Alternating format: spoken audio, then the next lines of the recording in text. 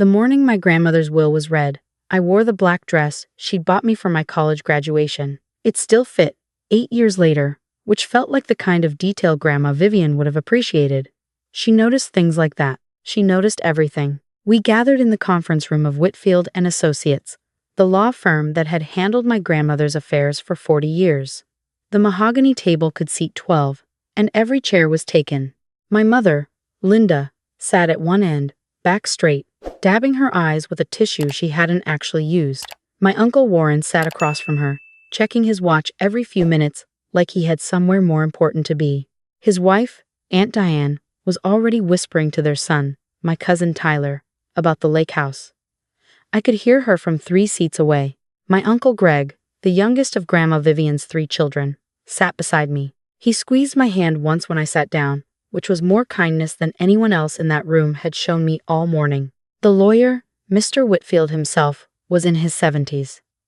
He'd known my grandmother since before I was born.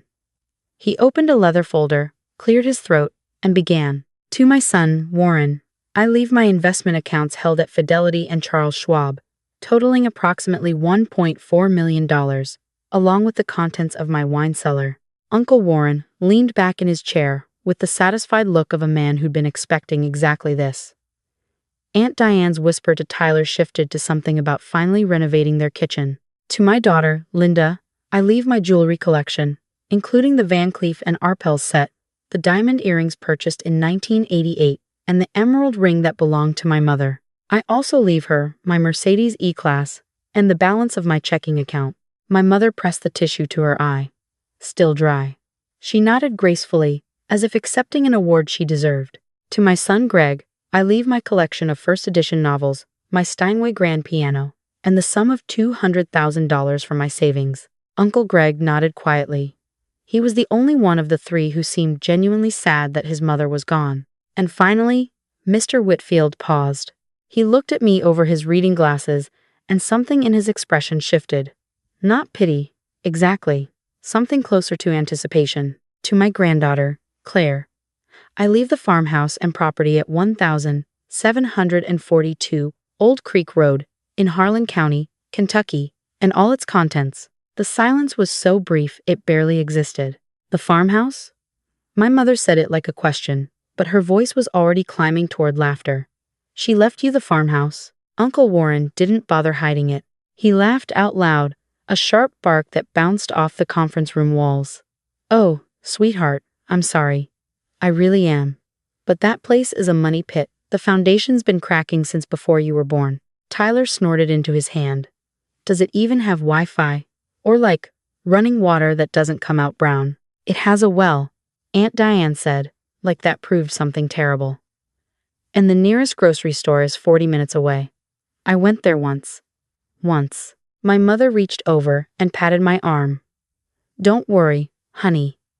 I'm sure we can find someone to take it off your hands. Maybe a hunter, or someone who doesn't mind roughing it. You might get 10, 15,000 if you're lucky. Before the cost of clearing out all that junk she hoarded in there, Warren added, still chuckling. Old newspapers, mason jars, God knows what else. I sat quietly through all of it. I didn't argue. I didn't cry. I just listened and remembered every summer I'd spent at that farmhouse. The screen door that slapped shut behind me every morning. The smell of wild mint growing along the creek. Grandma Vivian sitting on the porch after dinner, telling me about how she and Grandpa Earl had built their life on that land. How they'd bought it for almost nothing in 1961 because nobody wanted farmland that far from town. How she'd walk the property lines with me, pointing out the old stone markers Grandpa Earl had placed, teaching me to read the land the way other grandmothers taught their granddaughters to read recipes. Well, I said, standing up and gathering my purse. I think I'll drive down this weekend and take a look. Warren waved his hand. Bring a sleeping bag. Last time I was there, the roof was leaking in 3 places. And bug spray, Tyler added. Lots of bug spray. I thanked Mr. Whitfield and walked out. Behind me, I could hear the family moving on to the real business. Who would handle selling Grandma's house in Lexington? Whether the wine cellar should be appraised before or after Warren took possession. Whether my mother's jewelry needed to be insured separately. Nobody followed me out. Nobody asked if I was okay. The drive from Lexington to Harlan County took about 3 hours.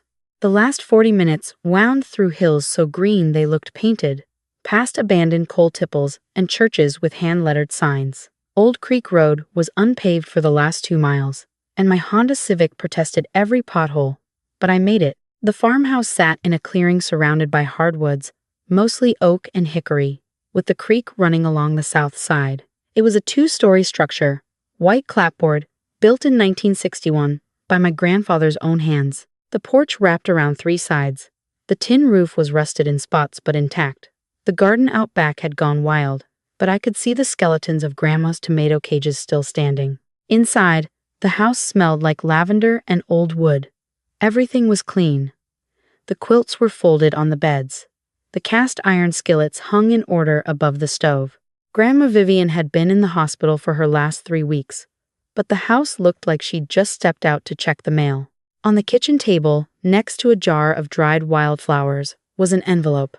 My name, written in her careful cursive. Claire.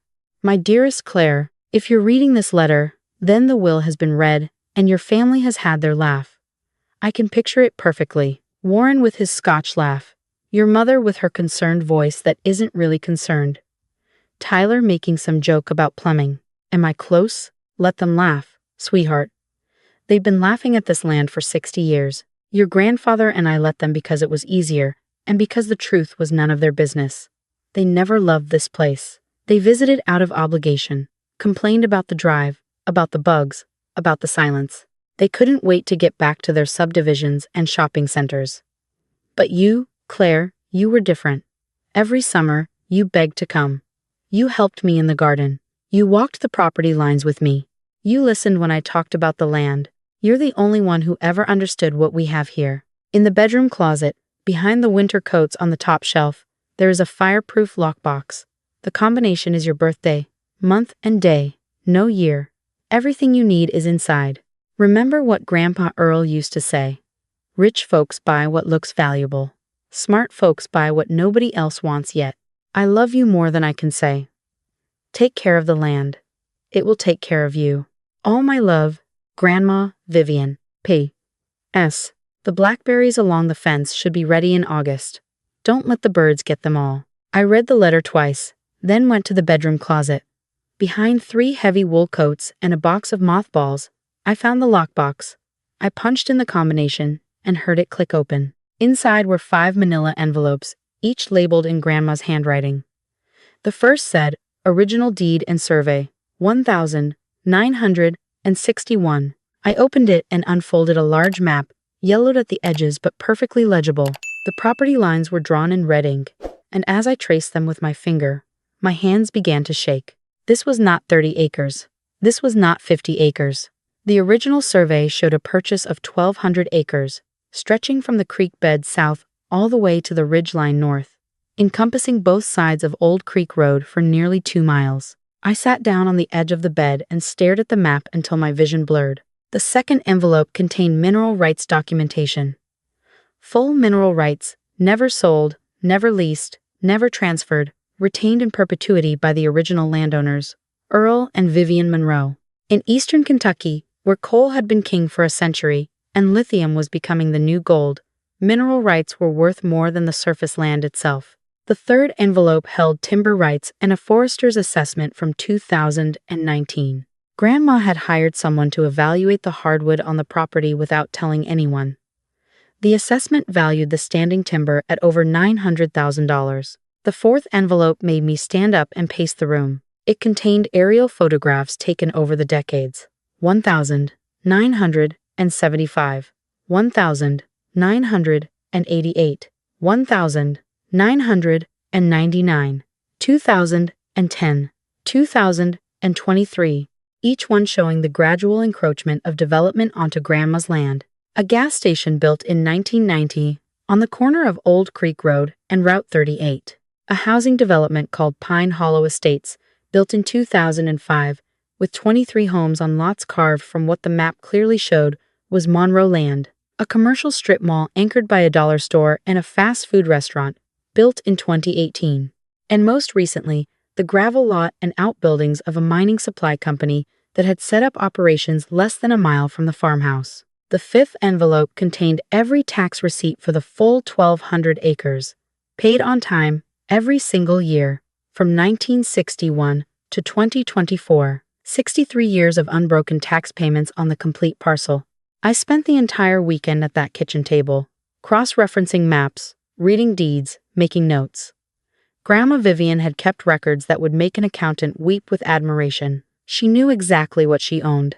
She knew exactly who was building on it, and she had never said a single word.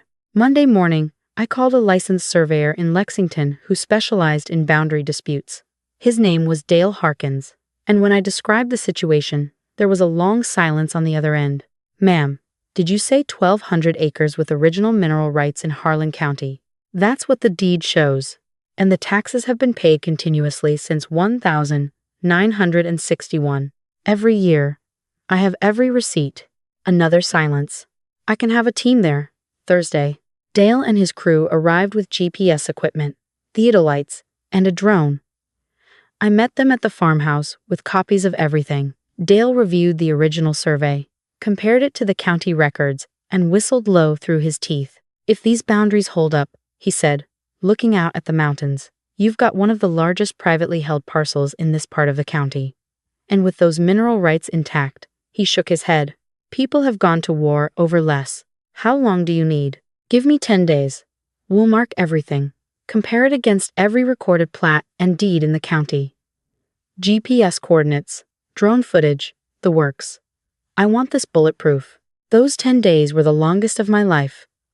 I stayed at the farmhouse, repairing the porch railing, weeding the garden, avoiding my family's calls. My mother texted twice asking if I'd found a buyer for that shack yet.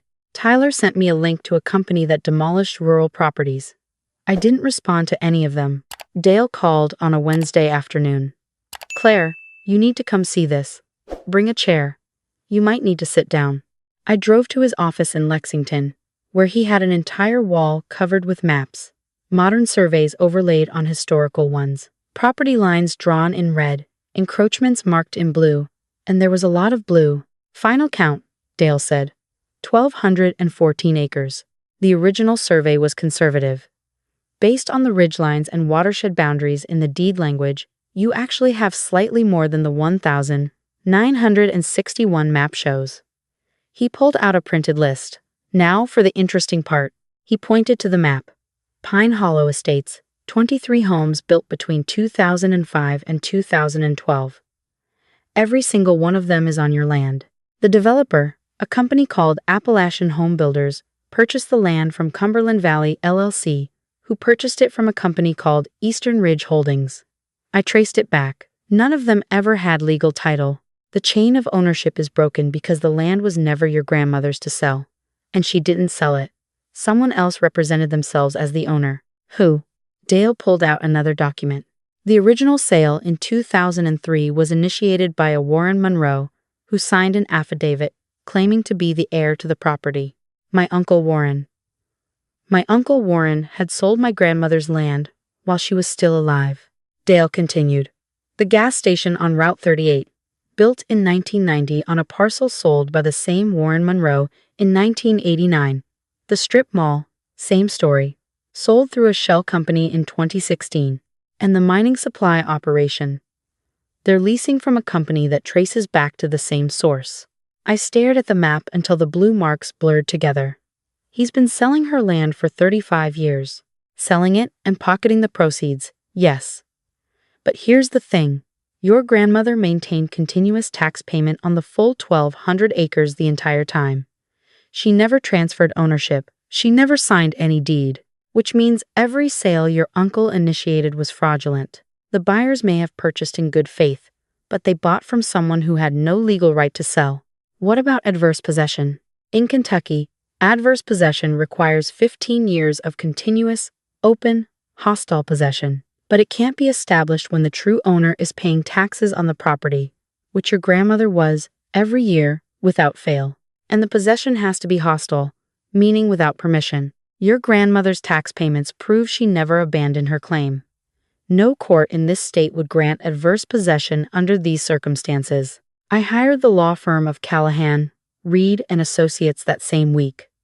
Martha Callahan was a property attorney with 30 years of experience in land disputes. When she reviewed the file, she closed the folder, took off her glasses, and said, "This is the most well-documented land fraud case I've ever seen. Your grandmother built a case for 60 years without ever filing it. Why didn't she do something about it?" Martha leaned back. "I think she was waiting for the right person to hand it to." 2 weeks later, I called a family dinner at my mother's house in Lexington. I told them I had news about the farmhouse. They all came, expecting to hear that I'd finally accepted reality and was ready to sell the property for scrap value. I walked in with my laptop and a calm I didn't entirely feel. The whole family was there. Warren and Diane, my mother, Uncle Greg, Tyler, and Tyler's sister Madison, who had driven in from Cincinnati just to watch me admit defeat. "So," Warren said, pouring himself a bourbon, "ready to unload the old homestead?" "I know a guy in real estate down there who might take it as a teardown." "Actually," I said, "I had a full professional survey done." "A survey?" My mother frowned. "Honey, why would you waste money on a survey for 30 acres of hillside?" "Because it's not 30 acres. I connected my laptop to the television and pulled up the first image. The original 1,961 survey map. Grandma and Grandpa bought 1,200 acres in 1961. The farmhouse sits on less than 1% of the total property." Warren's bourbon glass stopped halfway to his mouth. 1,200 acres. My mother leaned forward. "That can't be right. We've been going there since we were children. It was always just the house and some woods. That's what everyone assumed. But Grandma kept the original deed, the full survey, and 63 years of tax receipts on the complete 1,214 acres. I clicked to the next slide, the modern survey with GPS coordinates and drone photography. Here are the current boundaries. The room was quiet now. Even Tyler had stopped smirking. I clicked again. The encroachment map appeared, blue marks scattered across the property like a rash. 23 homes in Pine Hollow Estates are built on my land. The gas station at the corner of Old Creek and Route 38 is on my land. The strip mall with the dollar store and the Wendy's is on my land. The mining supply company, operating near the ridge, is on my land. "Now, hold on," Warren said, and his voice had changed. The casual authority was gone, replaced by something thinner, tighter. "Those properties were all legally purchased. I know for a fact because I helped some of those deals go through as a favor to the developers." "You didn't help them go through, Uncle Warren. You initiated them." I clicked to the next slide. The chain of title documents Dale had uncovered. "In 1989, you signed an affidavit claiming to be the heir to the property and sold the gas station parcel. In 2003, you sold the land for Pine Hollow Estates. In 2016, you arranged the strip mall sale through a shell company. All while Grandma was alive. All while she was paying taxes on every acre." Warren stood up so fast his chair scraped the hardwood floor. "That's a lie. I had every right. That land was going to be mine eventually. Mother wasn't using it. It was just sitting there. It was sitting there because it was hers. And she knew exactly what you were doing." I pulled up the aerial photographs, decade by decade. "She documented everything. She just never confronted you. Because she knew I was right." Warren snapped, but his face had gone the color of old paper. "Because she was building a case." I closed the laptop. "My attorney has copies of everything. Every fraudulent deed you signed, every affidavit you falsified, every dollar you collected for land that was never yours to sell." The room erupted. Aunt Diane started crying. Tyler was on his phone, probably calling a lawyer. My mother was saying my name over and over, like a prayer or a warning. Uncle Greg sat very still, staring at his hands. "You'll be hearing from Callahan, Reed and Associates, within the week," I continued. "They'll be contacting every homeowner in Pine Hollow, the gas station owner, the strip mall tenants, and the mining company. Those people purchased in good faith, and I intend to work with them fairly. But the land is mine, and the mineral rights are mine, and someone is going to have to answer for 35 years of fraudulent sales." "You're going to destroy this family," my mother said quietly. "I didn't sell land that wasn't mine. I didn't forge affidavits. I didn't pocket money from property my mother was paying taxes on." I looked at Warren. "Uncle Warren, you might want to talk to a criminal attorney. Real estate fraud is a felony in Kentucky. And with the amounts involved, we're looking at Class C felony territory. 5 to 10 years. Warren's hand was shaking so badly that bourbon was sloshing over the rim of his glass. This is because we laughed, Tyler said. You're doing this because we made fun of the farmhouse. No, Tyler. I'm doing this because Grandma Vivian left me her land and asked me to take care of it. The fact that your father has been stealing from her for 3 decades is a separate issue. I picked up my purse. Though I'll admit, the laughing didn't help. Claire, please. My mother stood up. We're family. Yes, we are. And families shouldn't steal from each other. Families shouldn't forge legal documents. Families shouldn't sell a woman's land out from under her while she's still alive and paying taxes on it. I walked to the door. Grandma knew what she was doing when she left me that farmhouse. She wasn't leaving me a shack. She was leaving me the truth. What do you want? Aunt Diane asked through her tears. Just tell us what you want and we can work something out. I want what's legally mine. And I want accountability for what was taken. My lawyer will outline the specifics. I opened the door, then turned back. Oh, and Uncle Warren? The mineral rights alone are worth more than everything else in Grandma's will combined. Lithium deposits have been confirmed in 3 adjacent properties. The geological survey is in my file. You've been selling surface rights for pennies while sitting on a fortune you didn't even know about. I left. My phone started ringing before I reached the car. I let it ring. The next 3 months were complicated. Martha Callahan was methodical and relentless. Warren hired his own lawyer, then fired him, then hired another. The homeowners in Pine Hollow Estates formed an association and contacted me directly, and I worked with them on fair easement agreements. Most of them were decent people who'd bought their homes in good faith, and I wasn't interested in making them suffer for my uncle's crimes. The gas station owner negotiated a long-term lease at fair market rates. The strip mall required more complex arrangements because of the corporate tenants, but we reached agreements. The mining supply company actually offered to buy their parcel outright at a price that made Martha raise her eyebrows. Uncle Warren was investigated by the county prosecutor's office. The evidence Grandma Vivian had assembled was so thorough that his second lawyer advised him to negotiate a plea deal. He ended up paying restitution of $600,000, the total amount he collected from his illegal land sales over 35 years, plus interest. He also received 2 years of probation and a felony conviction that ended his real estate license. The mineral rights assessment came back in October. A geological survey confirmed significant lithium deposits beneath the eastern ridge of the property. 2 mining companies entered competitive bids for exploration rights. The initial lease offer was $4.2 million over 10 years, with royalties on any extracted minerals. But I didn't sell. Not the minerals, not the timber, not a single acre. I leased what made sense, kept what mattered, and hired a land management company to maintain the property sustainably. Grandma Vivian hadn't held onto this land for 60 years just so I liquidate it. I built a new house on the property that winter. Modern, energy efficient, with big windows facing the creek.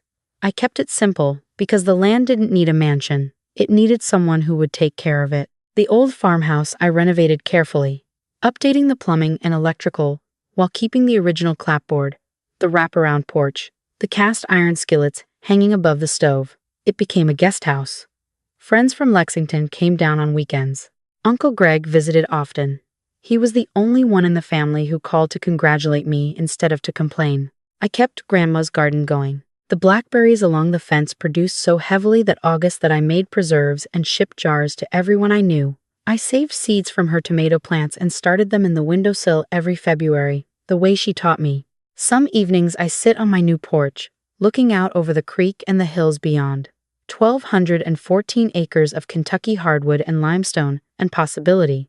And I think about Grandma Vivian. I think about her walking these property lines with Grandpa Earl, placing those stone markers. I think about her paying those taxes every year, quietly, patiently, building a record that no court could challenge. I think about her sitting on this same porch, watching Warren's schemes unfold, choosing not to stop him because she knew that someday the right person would set things right. She played the longest game I've ever seen, and she won. The farmhouse wasn't worthless. It never was. It was the most valuable thing she owned, not because of the minerals or the timber or the 1,200 acres, but because it was the test. The rest of the family saw a rundown house on a dirt road and laughed. I saw the place where my grandmother had lived her happiest years, and I loved it. That was the difference. That was always the difference.